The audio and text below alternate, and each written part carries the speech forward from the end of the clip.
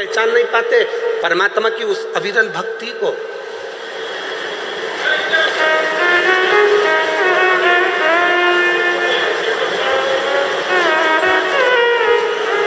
मेरी जीजियों, आप जब शंकर जी के मंदिर में एक लोटा जल लेकर जाती हो तो केवल वो जल नहीं रहता, आपका विश्वास रहता है। आप जब शंकर जी के मंदिर में एक लोटा जल लेकर पहुंचती हो तो वो जल नहीं रहता, वो आपका भरोसा रहता है। जब आप शिव जी के मंदिर में एक लोटा जल लेकर जाती हो, वो केवल भरोसा विश्वास नहीं, आपके भीतर की शिव चरणों की दृढ़ता रहती है। आप जब शिव जी के मंदिर में एक लोटा जल चढ़ाने के लिए जाती हो तो केवल वो शिव नहीं रहता, उस समय पर जल ग्रहण करते समय वो आपका पिता, आपका बाबुल, आपका भाई, आपका सखा, आपका मित्र और आपके दुख का हरण करने वाला शिव हो जाता है। वो शिव है। बस याद रखिएगा, हाथ में बांधने वाली घड़ी कभी कभी बंद हो जाती है।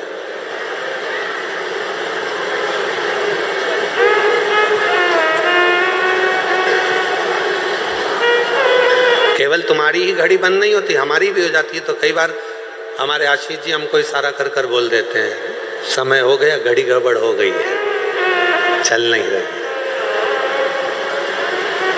अब हम आपसे एक बात पूछें, हाथ की घड़ी बंद हो जाएगी तो क्या समय घूमना बंद हो जाएगा? क्या समय चलना बंद हो जाएगा? क्या जम के बोलो जरा।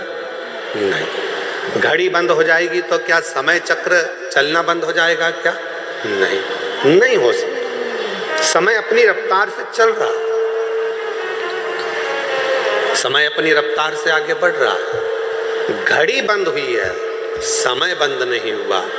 तो फिर कई लोग ऐसे भी हैं, परिवार ने धोखा दे दिया तो उन्होंने जीना ही छोड़ दिया, पत्नी ने धोखा दे दिया तो मन में आया कि अब जिंदगी बेकार हो गई, पति ने धोखा दे दिया तो लगा कि अब जीवन ही बेकार हो गया, फिर मन में आया रिश्तेदार ने धोखा दे दिया तो मेरा तो जीवन ही बेकार हो गया।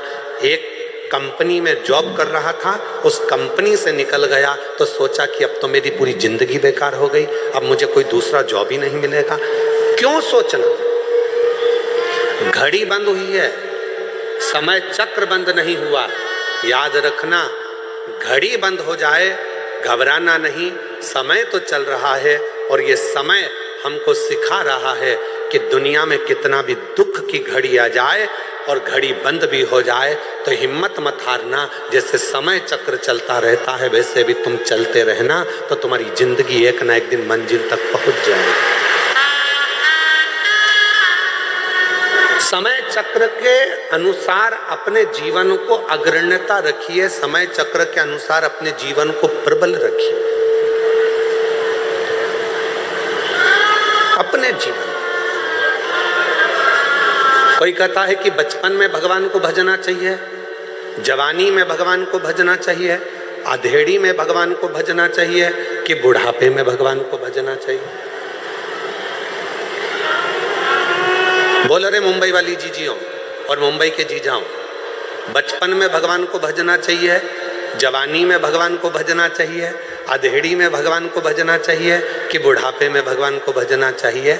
शिव महापुराण की कथा कहती है कि तुम्हारी जिंदगी में जब तुम्हें लगने लगे कि शिव मेरा पिता है, उसी समय से भगवान को भजना प्रारंभ कर देना चाहिए। उसी समय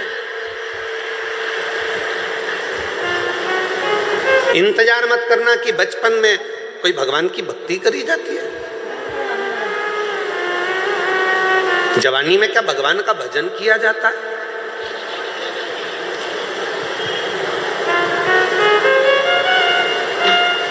नामदेव जी महाराज बाल्यावस्था से हरि विठ्ठल पांडुरंगा का भजन करते थे।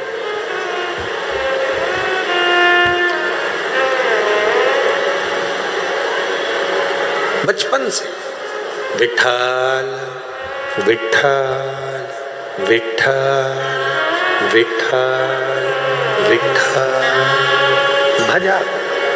राम कृष्ण हरि जय, राम कृष्ण हरि राम कृष्ण हरि जय जय राम कृष्ण हरि। जप रहे पांडुरंगा हरि विठल के भजन में नामदेव जी महाराज इतने डूब गए थे, कुत्ता रोटी लेकर भागा तो उसके पीछे घी की कटोरी लेकर भागते थे। लोग उनको बावरा कह देते थे, शुद्ध नहीं है, बावरे हो गए। जैसे मीरा भई रे बावरी, मीरा को भी लोग बावरी कह देते थे, पागल कह देते थे, वैसे नामदेव जी को भी बावरा पागल कह देते। कुत्ते के पीछे घी की कटोरी लेकर भाग रहे हैं कि कोरी रोटी ना खा ले, घी लगा कर दूंगा। उन्हीं नामदेव जी महाराज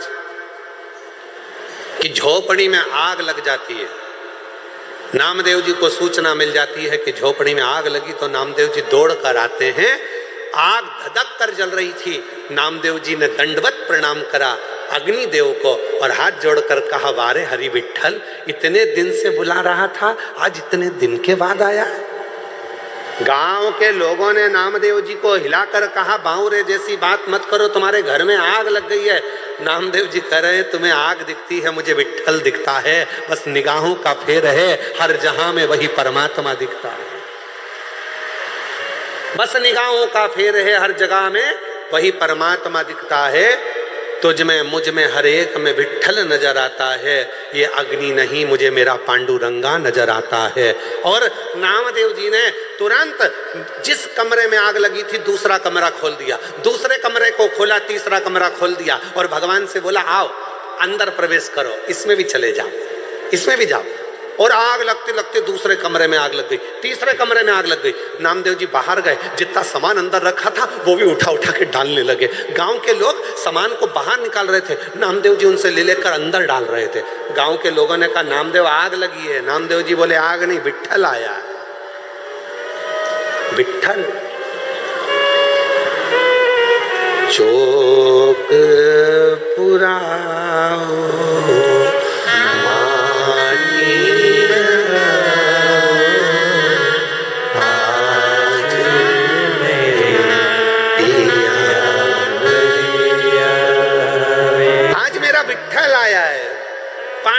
आया है। वो गीत जो आप लोग हमेशा गुनगुनाते रहते हो। आप तो मुंबई जगत के लोग हो और फिल्मों से आपका नाता है, तो आपको स्मरण में आना चाहिए, बहारो फूल बरसाओ मेरा महबूब आया। आज मेरा हरि विठल आया, अग्नि के रूप में आया, अग्नि के स्वरूप में आया। गांव के लोगों ने गादी निकाल ली थी, कम्बल निकाल लिया था, रजाई निकाल ली थी, नामदेव जी ने सब ले जाकर डाल दी। और डालने के बाद गांव के लोगों ने अब देखा पूरा घर धधक कर जल रहा था। अब क्या उड़ेगा नामदेव, ठंड पड़ रही है इतनी तेज, क्या करेगा नामदेव। इतने में गांव के लोगों ने कह दिया, अपन ने तो निकाला था कंबल, अपन ने निकाली थी दरी, अपन ने निकाली थी गादी, इसने सब डाल दी, इसलिए अब इसको रात को कोई भी ना तो दरी देगा, ना कंबल देगा, ना गादी देगा, इसको ठंड में कुकड़ने दो, ठंड में कांपने दो। नामदेव जी महाराज एक पेड़ की छांव में सो गए। ठंड लग रही थी बहुत तेज, कुकड़ कर सो रहे थे। मेरे हरि विठल ने विचार करा, इसने मुझे अग्नि के रूप में भी देख लिया और कहा कि मेरा हरि विठल आया, तो मुझे तो अदा करना पड़ेगा अपना फर्ज। मेरे हरि विठल ने, गांव के लोग तो चले गए और मेरे हरि विठल ने नामदेव जी का जो मकान जला था उसी मकान को इतना जोरदार बना दिया और उसमें नामदेव जी को ले जाकर रात की रात में सुला भी दिया। सवेरे गांव के लोगों के नेत्र खुले, गांव के लोगों ने विचार करा, चल कर देखो नामदेव जी की हालत क्या है। जो नामदेव जी को देखने गए तो आम के पेड़ के नीचे नामदेव नहीं थे, मकान के अंदर डनलप का सुंदर गद्दा था, मखमल की रजाई थी, मखमल का तकिया था, खूब आराम से नामदेव जी सो रहे थे। नामदेव जी को जगाकर गांव के लोगों में से एक बहुत धनिक व्यक्ति था, पैसे वाला व्यक्ति था, उसने नामदेव जी को जगाकर पूछा, नामदेव ये बता ये मकान किसने बना दिया रात की रात में। नामदेव जी बोले, मेरे रिश्तेदार आए थे। अच्छा, ये गादी भी उनने, हाँ, तकिया भी उनने, हाँ, रजाई भी उनने, हाँ। तो उसने कहा, नामदेव इतना जोरदार मकान तो हमने कहीं नहीं देखा, तेरे रिश्तेदार से कह के एक मकान मेरा भी बना दे। नामदेव जी ने कहा, लगा आग, लगा।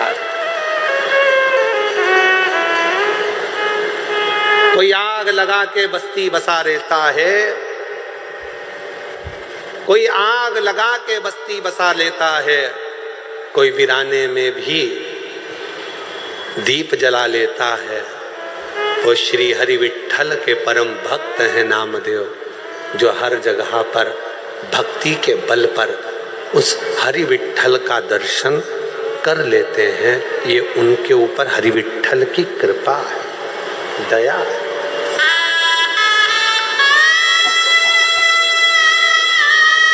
पड़ोसी कह रहा है हमारा मकान बनवा दो, लगा। आग लगाना कोई साधारण नहीं है, पूरा समर्पित होना साधारण नहीं है। मेरी जीजियों, कई लोग ऐसे हैं संसार में जो 3 बार 4 बार 5 बार पशुपति व्रत कर लिए, 5 बार प्रदोष कर लिया, 4-6 बार सोमवार के व्रत कर लिए, उसके बाद भी शिव जी सुनते नहीं हैं। तो उसके मन में आता है बाबा मेरी सुनते नहीं है। क्यों नहीं सुनते? क्योंकि आपका समर्पण पूरा नहीं है। जिस दिन आपका समर्पण पूरा हो जाएगा उस दिन मेरा देव अधिदेव महादेव आपका हो जाएगा।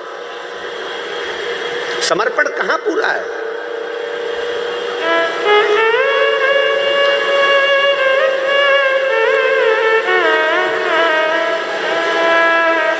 एक पत्र है,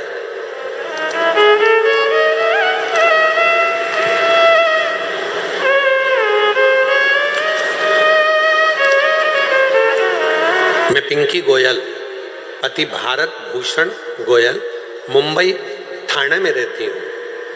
कहीं बैठी हो तो हाथ हिला सकती हैं। मेरा नाम है पिंकी गोयल, पति भारत भूषण गोयल, मुंबई थाना में रहती हूँ। कहीं बैठी हो तो हाथ हिला सकती हैं, और अगर बैठी हो तो एक बेलपत्र लेने के लिए आ सकती हैं। मेरा बेटा चिराग गोयल 6 साल से सीए फाइनल का एग्जाम दे रहा था, लेकिन हर बार कुछ नंबर से रह जाता था। तब आपके कहने पर मैंने 2 बार पशुपति व्रत किया और हम 1 बार सीहोर गए। बाबा, आप कहते हो कि कुबेरेश्वर धाम जाने पर 3 महीने में ही मनोकामना पूरी हो जाती है, लेकिन बाबा ने मेरी 2 महीने में ही मनोकामना पूरी कर दी और मेरा बेटा सीए बन गया। मैं बाबा को प्रणाम करने के लिए आई। फिर मैं दोबारा सीहोर गई और 2 महीने में ही मेरे बेटे की सगाई भी हो गई। गुरुजी, मेरा बड़ा बेटा अंशुल गोयल भी आपका भक्त है और आपकी कृपा से बेटे ने कनाडा में पीएचडी पूरी की है और अच्छी जॉब भी मिल गई है, शादी भी हो गई है। मेरे बाबा का जितना गुणगान करूं उतना ही कम है। बाबा इसी तरह हमारे पूरे परिवार पर और पूरे देश पर अपनी कृपा बनाकर रखें, यही शिव की कृपा। विश्वास था, पक्का था, मन में यह विश्वास था कि पशुपति व्रत करूंगी मेरा काम होगा। मन में यह विश्वास था कि सीहोर जाऊंगी, कुबेरेश्वर धाम पर जाकर कंकर शंकर पूजन करूंगी, रुद्राक्ष लाऊंगी, मेरा बाबा मुझे संभाल लेगा। जब विश्वास है तो परमात्मा है, अगर विश्वास ही नहीं तो परमात्मा कहां से होगा? भरोसा ही तो परमात्मा है। आप इतनी संख्या में आए हो, इतनी संख्या में आप लोग आए हो। आप में से कई माताएं ऐसी हैं जिनको पूरा भरोसा है, आप में से कई मेरे जीजा ऐसे हैं जिनको पूरा भरोसा है, आप में से कई बेटा बेटी ऐसे हैं जिनको पूरा भरोसा है, आप में से कई बुजुर्ग ऐसे हैं जिनको पूरा भरोसा है कि मैं कल्याण में इस मीरा रोड पर कथा सुन रही हूँ, भयंदर में बैठकर, मुंबई में बैठकर, वहां की मिट्टी अगर मेरे शरीर पर लगेगी और यह पक्का है कि मैं जो मांग कर जाऊंगी मेरा 3 महीने में मेरा बाबा मेरी मुराद पूरी करेगा, मतलब करेगा, निश्चित करेगा।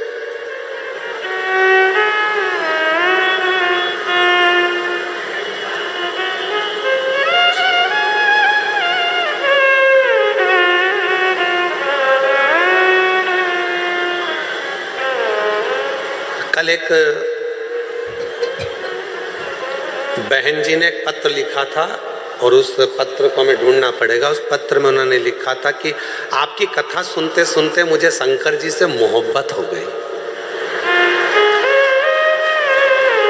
नीचे पत्र में लिखा था, क्या आपको शिव जी से मोहब्बत हुई है?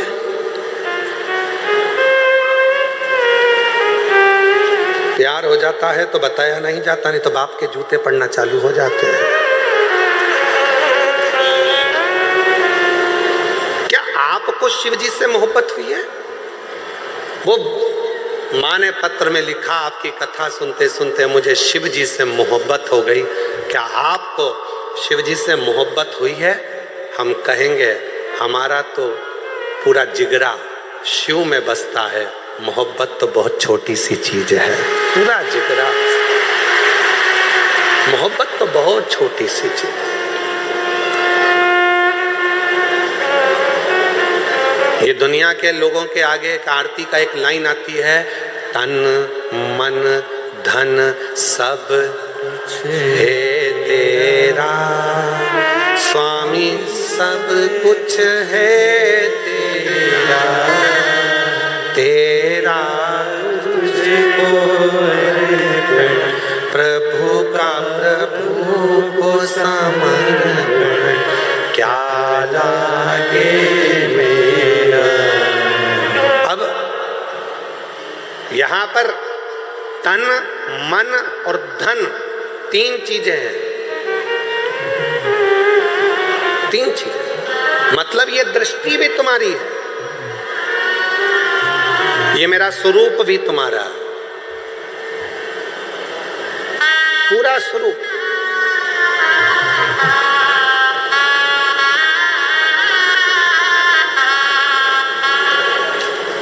कहा गुरुजी तन मन धन लिखा है तो इसमें धन मतलब अपने घर का जितनी प्रॉपर्टी है, जितना धन है सब भगवान का? नहीं, तुमने कमाया है, तुम्हारा है, मना कौन कर रहा? तो फिर तन मन धन लिखा तो हमने का गाने की एक लाइन याद कर लो, चांदी जैसा रंग है तेरा, सोने जैसे बाल, एक तू ही धनवान है गोरी, बाकी सब कंगाल। मतलब तेरे पास में इतना वैभव, परमात्मा ने तुझे करोड़पति बनाकर भेजा है, लाखों के नेत्र देकर भेजा है, लाखों की किडनी देकर भेजा है। दुनिया का जो व्यक्ति कहता है कि मैं गरीब हूं, समझ लेना पक्का झूठ बोलता है। परमात्मा ने किसी को भिखारी बनाकर पैदा नहीं करा, परमात्मा ने करोड़पति बनाकर पैदा करा।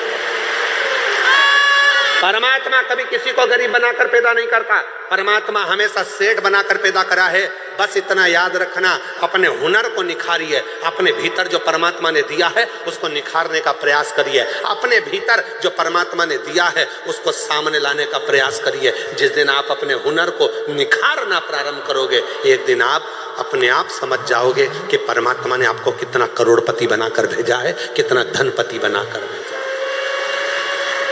हम अपने आप को निखार ही नहीं रहे।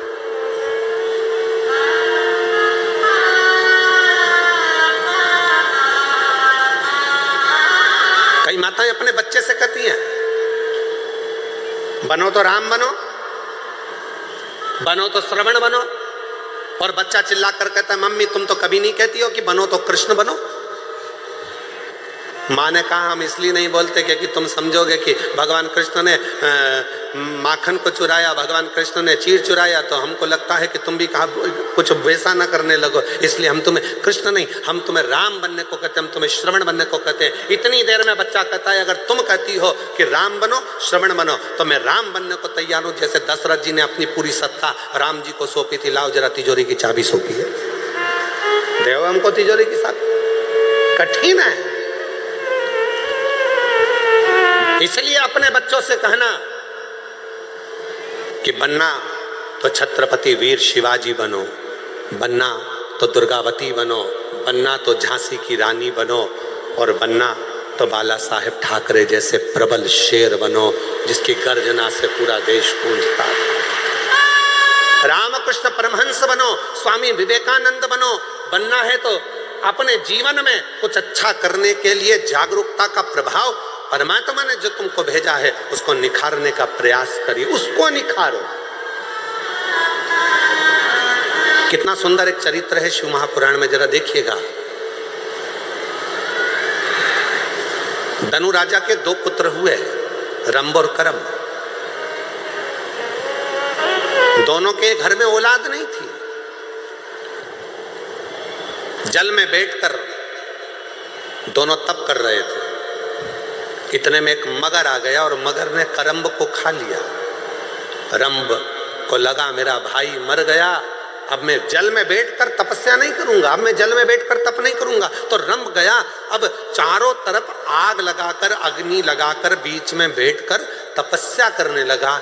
ब्रह्मा जी को प्रसन्न करने लगा। ब्रह्मा जी प्रसन्न हो गए। मांगो रंभ, तुम्हें क्या चाहिए? रंभ ने कहा मेरे घर में औलाद नहीं है, संतान नहीं है, आप कृपा करो और मेरे घर में संतान हो। तो कह दिया, ए रंभ, तो तपस्या कर कर जैसे उठेगा, जिसको भी प्रेम से देख लेगा, जिसको भी तू प्रेम से देखेगा उसी से तेरी औलाद हो जाएगी। बस रंभ तपस्या कर कर उठा, सामने से एक भैंस निकल कर जा रही थी, एक महिष निकल कर जा रही थी, और रंभ ने उस भैंस को, उस महिष को प्रेम से देख लिया। और जैसे ही भैंस को देखा, भैंस का गर्भ ठहर गया, उस महिष का गर्भ ठहर गया, उस भैंस का गर्भ ठहर गया और वो भैंस गर्भवती हो गई। भैंस जब अपने मालिक के घर पहुंची, उसका जो पति था भैंसा, महिषा, उसने देखा कि मेरी पत्नी गर्भवती हो गई, इसके गर्भ में किसका बच्चा है? भैंसे ने ध्यान लगाया तो मालूम पड़ा कि वो रंभ का पुत्र है। क्रोध में आ गया महिषा, और महिषा को क्रोध आया, भैंसे को क्रोध आया, और रंभ के साथ वो युद्ध करने चले गया और आखिरी में उसने रंभ को मार डाला। जैसे रंभ मर गया, उसके नगर के लोगों ने उसका अंतिम संस्कार करना प्रारंभ करा। चिता लगाई, अंतिम संस्कार हो रहा है, चिता पर लेटाया, चारों तरफ से आग लग गई। इतने में भैंस को लगा, उस भैंस को जिसके गर्भ में बच्चा था, उस भैंस को लगा कि मेरे गर्भ में इसका बच्चा है जो जल रहा है, जिसकी चिता जल रही है, पर पति तो मेरा यही है, क्यों ना अब मैं अपने भी प्राण त्याग दूं, अपने पति के साथ ही सती हो जाऊं। और वो भैंस दौड़ती दौड़ती अग्नि में कूद पड़ी। जैसे ही अग्नि में कूदी, इतने में उसका एक बच्चा हो गया, जिसका जन्म होते से ही, प्रकट होते से ही उसने मनुष्य का और भैंस का दोनों का रूप धारण करना प्रारंभ कर दिया। उसका नाम महिषासुर हो गया, उसका नाम था महिषासुर।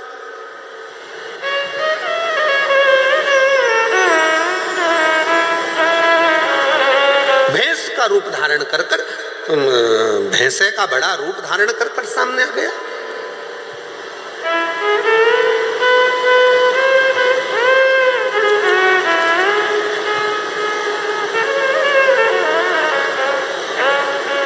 अब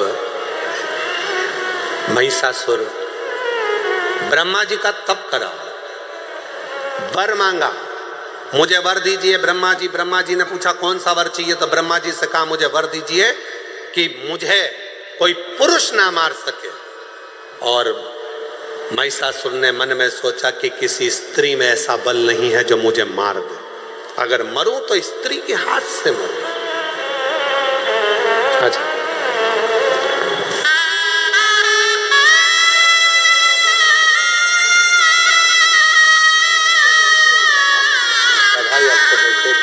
सीए भी बनने की और दूसरे बेटे को भी अच्छे जॉब की। एक बार जोरदार ताली बजाओ। दोनों बच्चों का अच्छा जॉब भी लगा और दोनों बच्चों का विवाह भी हुआ। बहुत बहुत बधाई आपको। महिषासुर को वर मिल गया, मरूं तो एक स्त्री के हाथ से मरूं। तथास्तु। खूब उपद्रव मचाया उस महिषासुर ने, बहुत बहुत उपद्रव मचाया। इतना उपद्रव महिषासुर ने मचाया, चारों तरफ हाहाकार मच गई। हर जगह पर लोग घबराने लगे, डरने लगे, भय खाने लगे। इतना भय उत्पन्न होने लगा महिषासुर के कारण कि देवताओं के पास में दौड़ दौड़ कर जाते, प्रार्थना करते, इस महिषासुर को मार दो। ब्रह्मा जी ने कहा ये महिषासुर ऐसे मरने वाला नहीं है, ये मरेगा तो किसी स्त्री के हाथ से मरेगा, इसको देवता नहीं मार सकते, इसको मारेगी तो केवल एक नारी मारेगी। अब देखिए, जो कथा चल रही थी वो यहाँ पर आकर जुड़ी है। आपके अंदर एक भगवान ने ऐसा गुण देकर भेजा है, उस गुण को आपको निखारना, उस गुण को निखारना। कैसे मरेगा? देवताओं से जाकर कहा आप सबकी धर्म पत्नियों को जाकर कहिए कि कोई एक इस महिषासुर को मार दे। इंद्रदेव की पत्नी से कहा क्या तुम मार सकती हो? ब्रह्मा जी ने कहा नारी में बल तब आता है जब वो अपने पति का सम्मान करे, आदर करे, सत्कार करे और नमन करे, ऊंची आवाज में बात ना करे, तो नारी के अंदर एक बल बड़ा प्रबल रहता, बड़ा।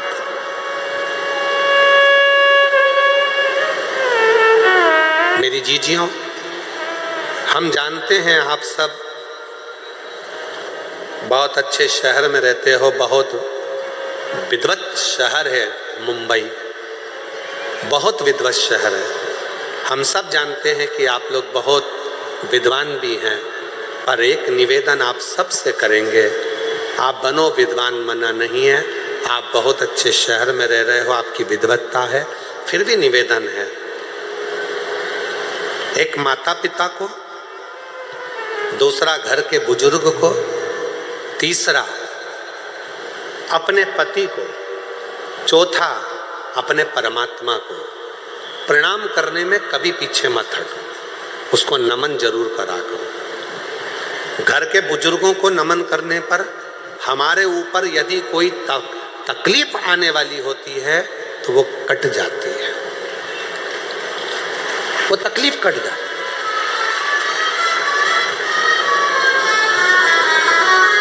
अपने माता पिता को प्रणाम करने में बिल्कुल संकोच मत करो, कोई संकोच नहीं होना चाहिए अपने माँ बाप को प्रणाम करने में।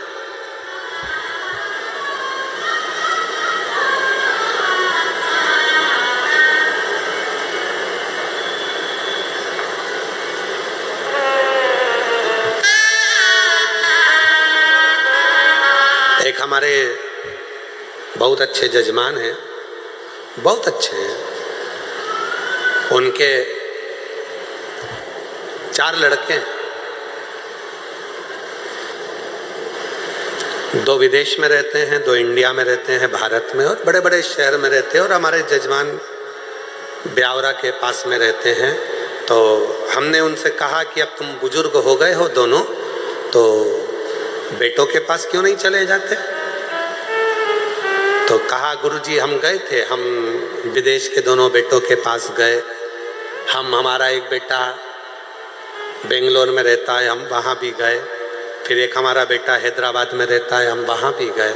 अच्छा, तो फिर अब इस अवस्था में, इतनी बुढ़ापे अवस्था में तो तुमको बेटों के पास रहना चाहिए, तो फिर यहाँ क्यों वापस ब्यावरा आ गए, फिर वापस यहाँ रह रहे हो क्यों?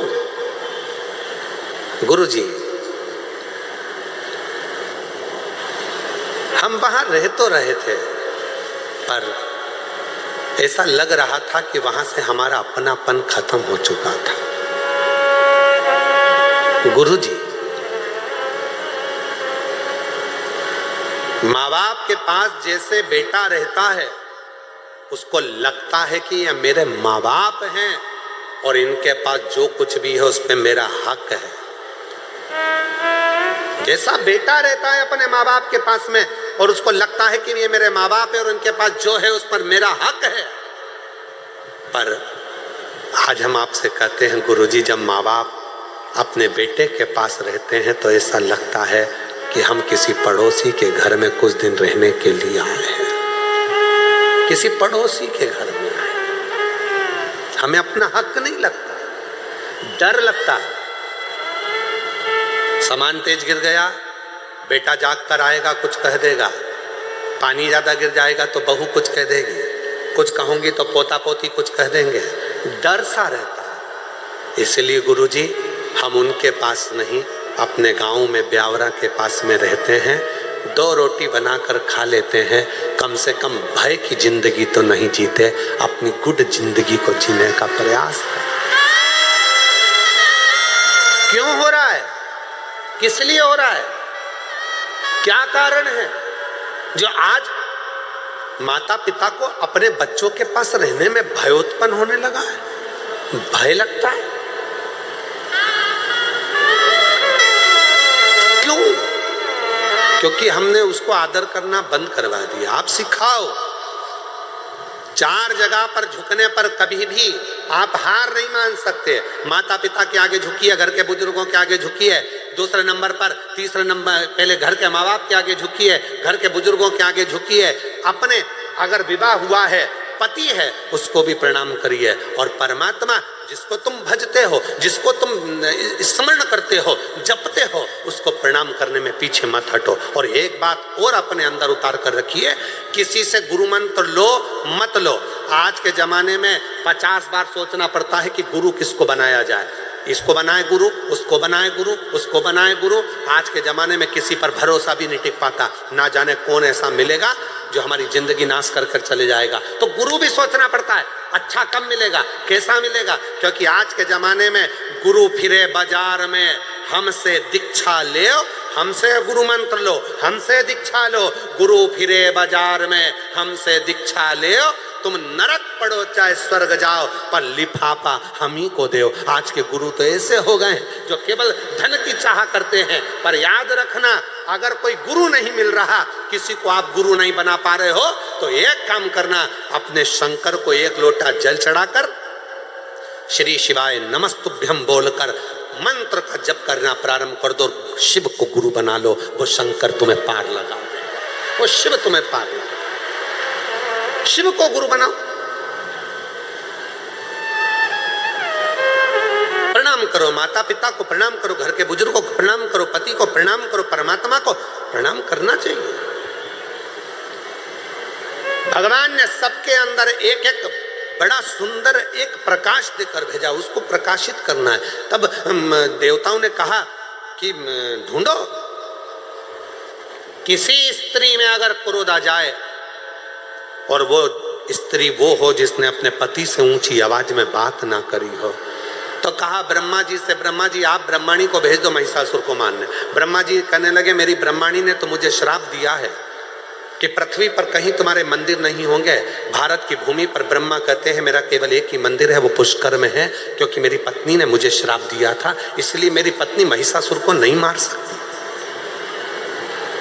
मेरी पत्नी महिषासुर को नहीं मार सकती। तो इंद्र से कहा, इंद्र तू अपनी इंद्राणी को भेज दे। इंद्राणी ने कहा, जब कल्प वृक्ष जा रहा था, मेरी पत्नी क्रोध में आ गई थी और उसने मुझे अपशब्द कह दिया था, मेरी पत्नी इंद्राणी भी महिषासुर को नहीं मार सकती। फिर कहा भगवान विष्णु से, आप लक्ष्मी जी को भेजिए और लक्ष्मी जी से कहो कि महिषासुर को मार दे। लक्ष्मी जी की बात आई तो भगवान विष्णु ने कहा, लक्ष्मी महिषासुर को नहीं मार सकती, क्योंकि एक बार मैं लक्ष्मी जी तैयार हो रही थी, श्रृंगार कर रही थी और मैं लक्ष्मी पर हंस दिया था, तो लक्ष्मी ने मुझे श्राप दे दिया था, हे नारायण तुम मुझे देखकर घोड़े जैसे हंसे हो, मैं तुम्हें श्राप देती हूँ कि तुम्हारा सिर कटेगा और तुम्हारा को घोड़े का मुंह लगेगा, तुम्हारा हयग्रीव अवतार होगा। तो मेरा घोड़े का मुख लगा और मैंने हयग्रीव अवतार धारण करा, तो लक्ष्मी भी महिषासुर को नहीं मार सकती। तब देवताओं ने कहा, केवल एक पार्वती ऐसी है जो अपने पति से कभी चिढ़कर नहीं बोलती, कभी क्रोध में नहीं बोलती, इसलिए केवल पार्वती महिषासुर को मार सकती है, केवल पार्वती। कोई देवी में सामर्थ्यता नहीं है पार्वती के अलावा जो महिषासुर को मार दे। शंकर भगवान बोले, मेरी पार्वती को तो गुस्सा ही नहीं आता, जब गुस्सा ही नहीं आता तो मारेगी कैसे? जब गुस्सा आता है तो टूट पड़ती है, क्रोध आएगा तो झगड़ा करेगी ना, इसको तो क्रोध ही नहीं आता। इतने में ब्रह्मा जी ने कहा, अब तुम्हें उसको गुस्सा तो दिलाना पड़ेगा। तो भगवान शंकर ने मन में सोचा, गुस्सा कैसे दिलाऊं? तो एक बार भगवान शंकर ने कहा, मैं प्रयास करके देखता हूँ। शिव जी पहुँच गए, पार्वती जी भोजन बनाई, आकड़िया की रोटी बनाई, काकड़िया की साग, और परसे माता पार्वती जी पावे भोलानाथ, मन शिव रटोरे छोड़ दो कपट, मन शिव रटोरे, मन शिव रटोरे छोड़ दो कपट, मन शिव रटोरे। आकड़िया की रोटी बनाई, काकड़िया की साग, बोलो बोलो, आकड़िया की रोटी बनाई, काकड़िया की साग, और परसे माता पार्वती जी, परसे माता पार्वती जी, और पावे भोलानाथ, मन शिव रटोरे छोड़ दो कपट, मन शिव रटोरे। पार्वती जी ने भोजन परोसा, शिव जी भोजन कर रहे थे। शंकर भगवान गुस्सा दिलाने के लिए तैयार हो गए। पार्वती, तेरा अगला जन्म कितना विचित्र था पार्वती। हे पार्वती, कितना विचित्र था। पार्वती को कुछ सूझ ही नहीं पड़ी, वो तो अपनी रोटी बनाने में लगी थी। रोटी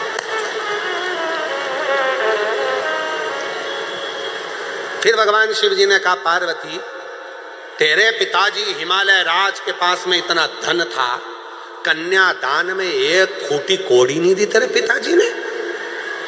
तेरे पिता ने एक फूटी कोड़ी नहीं दी। सोचा था शिव जी ने कि पार्वती को गुस्सा आ जाएगा। पार्वती तेरे पिताजी के पास में कितना धन था, गाड़ियां, अलमारियां, वैभव सब था, फिर भी तेरे पिताजी ने कुछ नहीं दिया। पार्वती जी सिर पे पल्लू लेके मुस्कुरा के बोली, मेरा पिता तो दे दे था, तुम्हारे घर में रखने की जगह है। शंकर भगवान मन में सोचे, मैं इसके बाप के ऊपर पहुंचा, ये मेरे बाप के ऊपर पहुंच गई, क्या बोलूं, गुस्सा तो आ ही नहीं रहा। तब शिव जी ने ध्यान लगाकर फिर कहा, पार्वती सूखे पत्ते खाते खाते तू एकदम अर्पणा हो गई थी, काली पड़ गई थी, याद है तुझे? मैंने तुझे काली कहा था। इतने में पार्वती जी बोली, तुम्हें सोचना चाहिए, इतने समय के बाद में थक गई, जब तप कर कर कर काली पड़ गई, तब तुम मुझे लेने आए। पहले या जाते तो मैं काली नहीं पड़ती। शिव जी मन में सोचे, गलती मेरी गिना रही है, पर इसको गुस्सा तो आ ही नहीं रहा। शंकर भगवान बाहर गए भोजन करते करते। भगवान विष्णु और ब्रह्मा जी बाहर खड़े थे। उन्होंने हाथ जोड़कर बोला, प्रभु कुछ हुआ? शंकर भगवान बोले, रत्ती भर भी करंट नहीं आया, रत्ती भर नहीं आया। इतने में भगवान ब्रह्मा और विष्णु ने तुरंत कहा, प्रभु आपने क्या क्या बोला? तो कहा, मैंने उसके पिताजी के बारे में बोला कि तुम्हारे पिताजी ने कुछ नहीं दिया, तो वो बोली तुम्हारे घर में रखने की जगह नहीं थी, उसके बारे में बोला। तो इतने में भगवान विष्णु ने कहा, एक काम करो कि पार्वती का जो अगला जन्म था सती का, उनके पिता के बारे में बोलो, हो सकता थोड़ी आग लग जाए, हो सकता। जब मायके के बारे में बोला जाता है तभी थोड़ी सी क्रोध आता है। अब शिव जी ने कहना चालू करा, पार्वती तेरा अगला जन्म कितना विचित्र था। तेरे पिताजी ने यज्ञ रखा और उस यज्ञ में सबको बुलाया, मुझे नहीं बुलाया, तुझे नहीं बुलाया, तेरा पिता था अपनी बेटी को नहीं बुलाया, और तू पहुंच भी गई तो धक्के मारकर निकाल दिया तेरे पिताजी ने। इतनी देर में तो पार्वती जी जो आटा उसन रही थी उसको और जम के उसनना चालू करा, और जम के। आज भी आटा उसनने के बाद आटे में 3-4 उंगलियां दबाई जाती है। आप लोग दबाते हो कि नहीं दबाते हो मालूम नहीं है, देखा है आप लोगों ने? आटा उसनने के बाद उसमें 3-4 उंगलियों को ऐसे ऐसे दबा दिया जाता है, दबाते हैं उसके अंदर।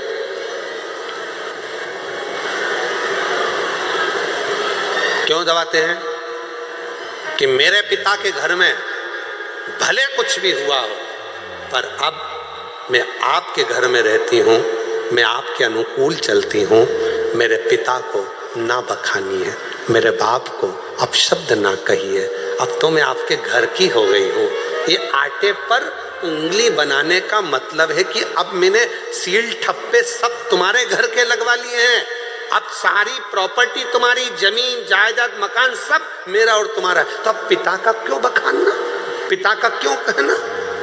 पर शिव जी तो माने नहीं, गुस्सा दिलाना था। आखिरी में शंकर भगवान ने कह दिया, अरे पार्वती आखिरी में तो तुझे जल के भस्म होना ही पड़ा। इतनी देर में पार्वती बर्तन को लेकर मांजने बाहर गई, बर्तन धोने जैसे बाहर पहुंची, सामने से महिषासुर आ रहा था, और जब गुस्से में लाल और फिर कोई कुछ कह दे, अब शिव जी कुछ नहीं बोले, चुपचाप से बाहर निकले। भगवान विष्णु और ब्रह्मा जी ने पूछा कुछ हुआ? इतने में भगवान शंकर बोले मालूम पड़ेगा, कुछ देर खड़े रहो। इतने में सामने से आ रहा था महिषासुर, भैंसे पर बैठा था। आवाज लगाकर कहा बड़ी सुंदर हो नारी, तुम मेरी बन जाओ। अब तो मां ने खोले केस और भयंकर बर्तन को तो पटका नीचे, और जो देखा महिषासुर को, महिषासुर देखकर बोला तुम तो क्रोध में और सुंदर लग रही हो। इतने में तुरंत शंकर भगवान ने भगवान विष्णु का हाथ पकड़कर बोला अब कुछ मत बोलो, घी में, अग्नि में घी डलना चालू हो गया है और अब अपने को सामने नहीं आना, ये अकेला निपट जाएगा। अब सामने क्रोध आया मां को, बाल खुले थे मां जगत जननी के, तो माता जगत जननी जगदम्बा ने उसको बांधा, पर क्रोध की अग्नि इतनी तीव्र थी कि केश फिर खुल गए। इसलिए हमने देखा है जब माताएं लड़ने के लिए जाती है पड़ोसी पड़ोसन के यहाँ, तो फुल एनर्जी से बोलती, बोल तो जरा, पूरी एनर्जी एकदम।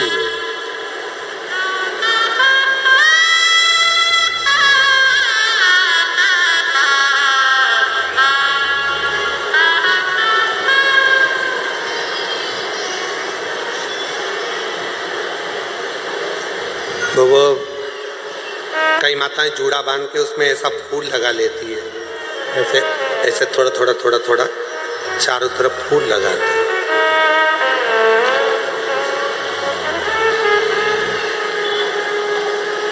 चारों तरफ फूल।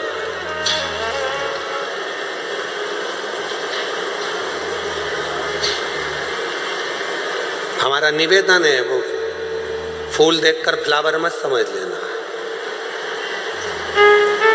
जूड़ा बंधा है मतलब फायर है, जूड़ा बंधा है मतलब प्रबल है। पार्वती मैया ने अपना जूड़ा बांधा, जो जाने लगी केश फिर खुल गए। इतने में महिषासुर बोला मैं तुझे अपनी बनाऊंगा। पार्वती जी ने जो जगदम्बा का रूप रखा, ठहाका लगाया, सिंह को बुलाया। भैंसे पर था महिषासुर, मां चढ़ गई सिंह पर। सारे देवता पुकारने लगे मेरी मां को, सारे सारे। और जब महाराज, जब देवताओं ने पुकारा, आवाज लगाई, निवेदन किया, देवी दुर्गे उमा विश्व जननी रमा मातु तारा, एक जगदम्बा तेरा सहारा।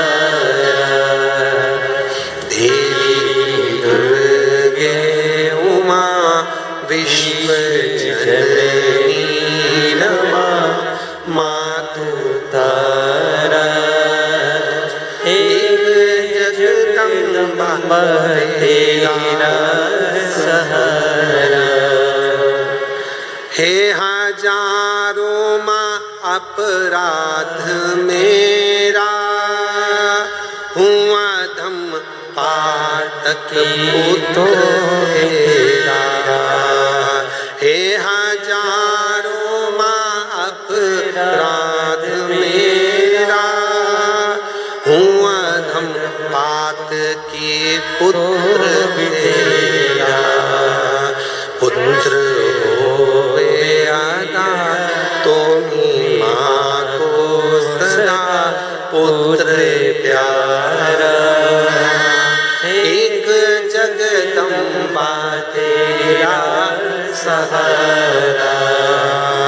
देवी दुर्गे उमा विश्व जननी रमा मातु तारा, एक जगदम्बा तेरा सहारा। एक जगदम्बा तेरा सारे देवता पुकारने लगे, माँ कृपा करिए, करुणा करिए, माँ दया करिए, ये सारा उपद्रव इस महिषासुर ने मचा रखा है, आप हमारी लाज रखिए, लाज रखिए। और तेरे भक्त जनों पर माता भीड़ पड़ी है भारी, और दानव दल पर टूट पड़ो माँ, माँ ऐसी कृपा कर।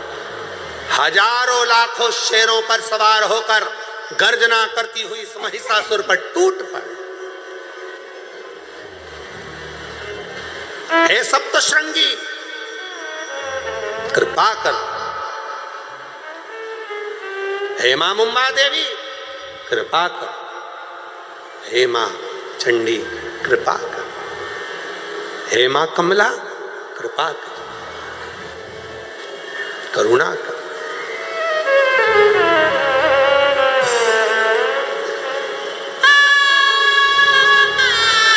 मां देवता निहार रहे, मां को क्रोध आएगा, करुणा करेगी, दया करेगी, टूट पड़े।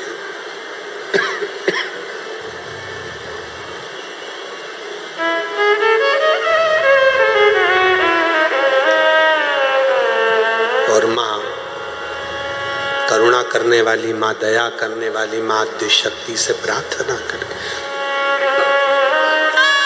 निवेदन किया,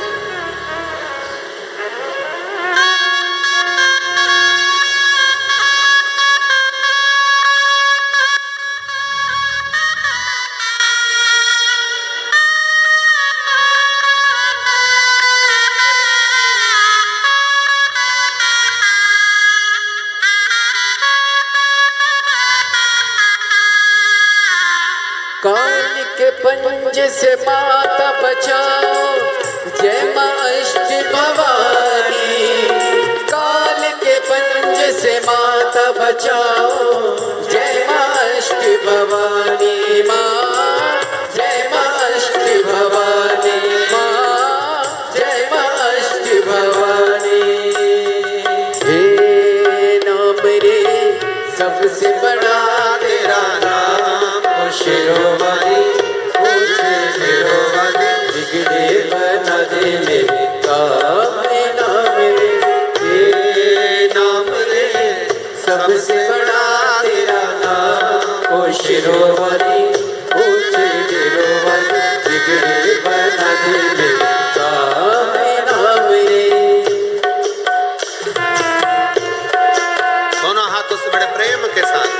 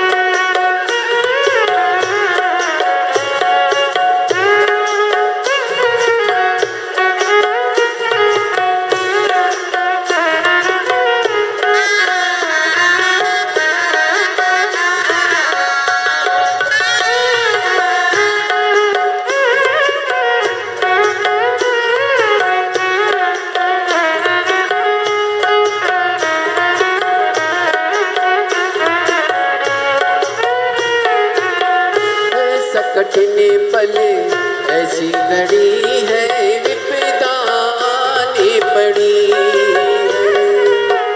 ऐसा कठिन पल ऐसी घड़ी है विपदा आनी पड़ी है। तू ही दिखा रास्ता ये दुनिया रास्ता रोके खड़ी है। तू ही दिखा रास्ता ये दुनिया रास्ता रोके खड़ी है।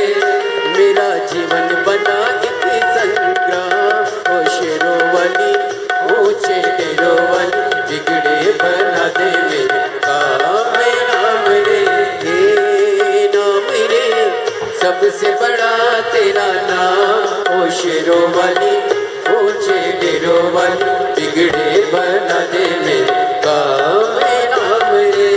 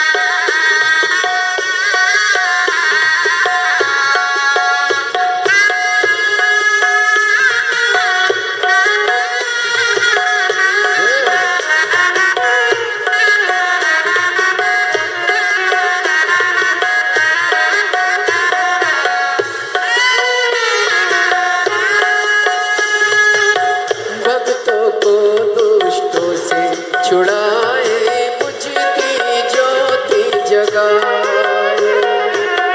भक्तों को दुष्टों से छुड़ाए मुझकी ज्योति जगाए।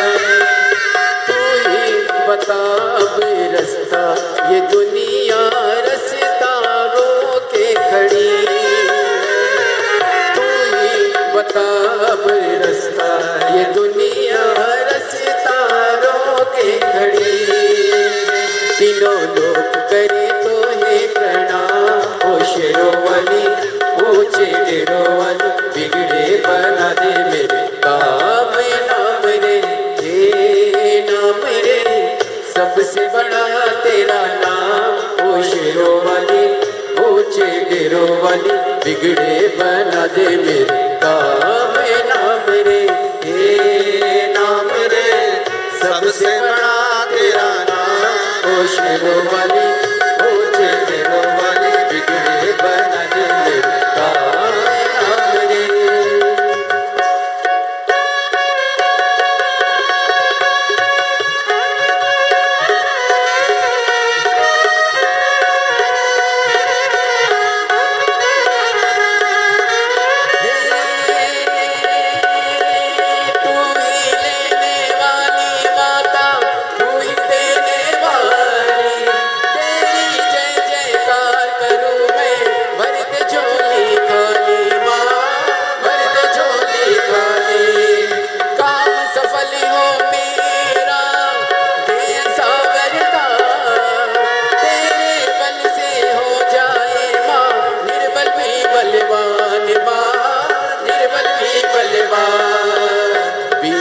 भंवर में डोली रही है।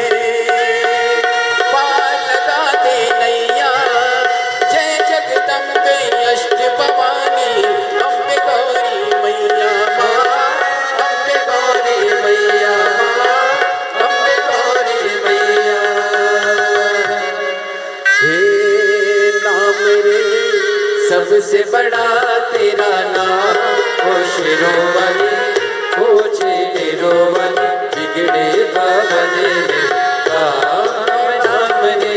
हे नाम रे सबसे बड़ा तेरा नाम, हो शिरोमणि हो शिरोमणि, बिगड़े भवन में राम नाम।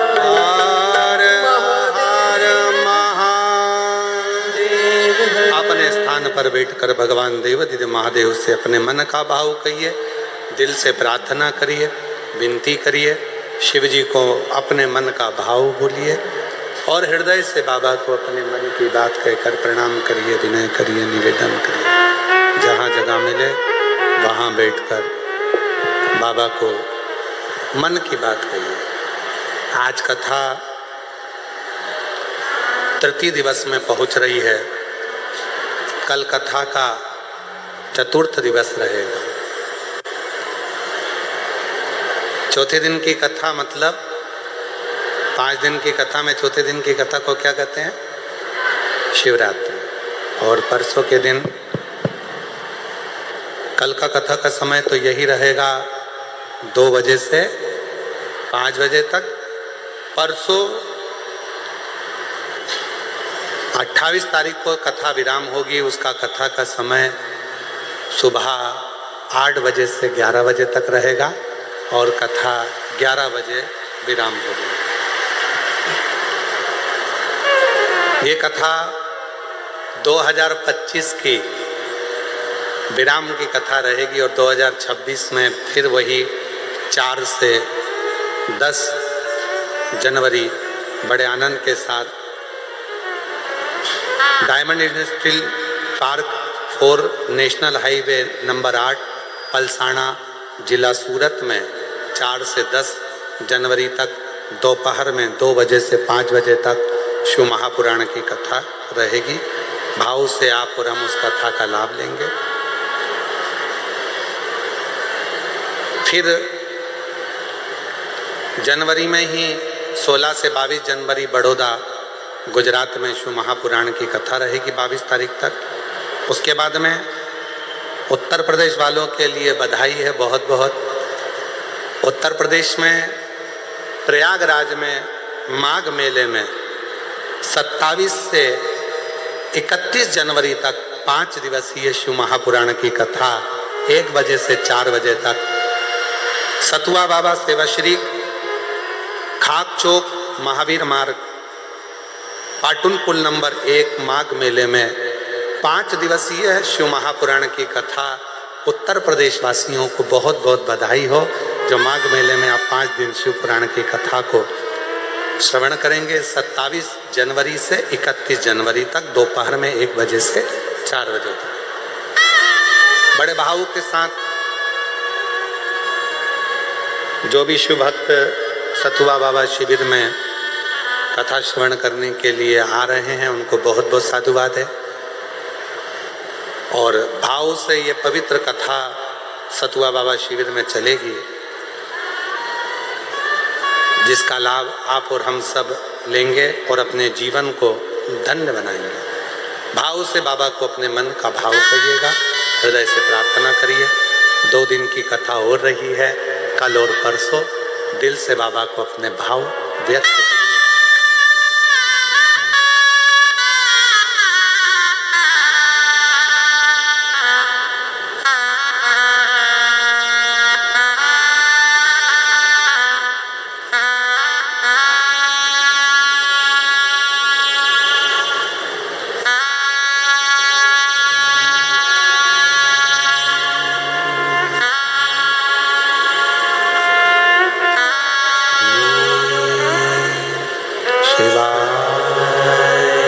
नमस्तु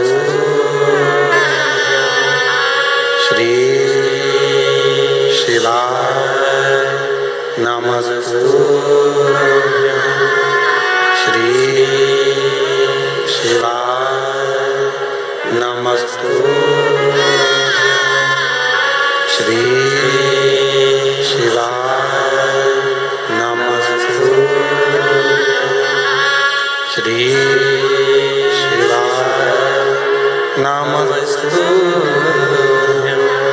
भोला सब दुख काटो हमारा, ओ भोला सब दुख काटो हमारा।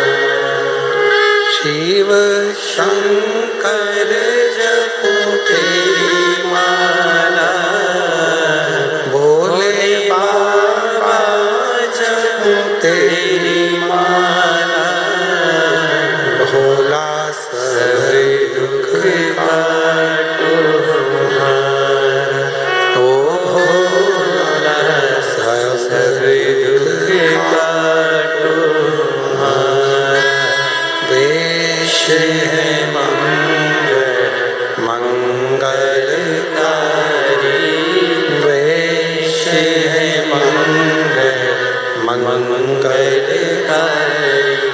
शमशान वासी हमारा, शमशान वासी हमारा, ओ भोला सब दुख काटो हमारा, ओ भोला सब दुख काटो हमारा।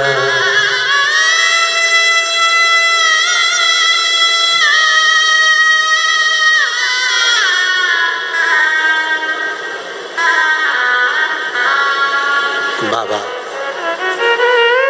देवादिदेव महादेव भगवान शिव ओगरदानी त्रिकालदर्शी कैलाशी अविनाशी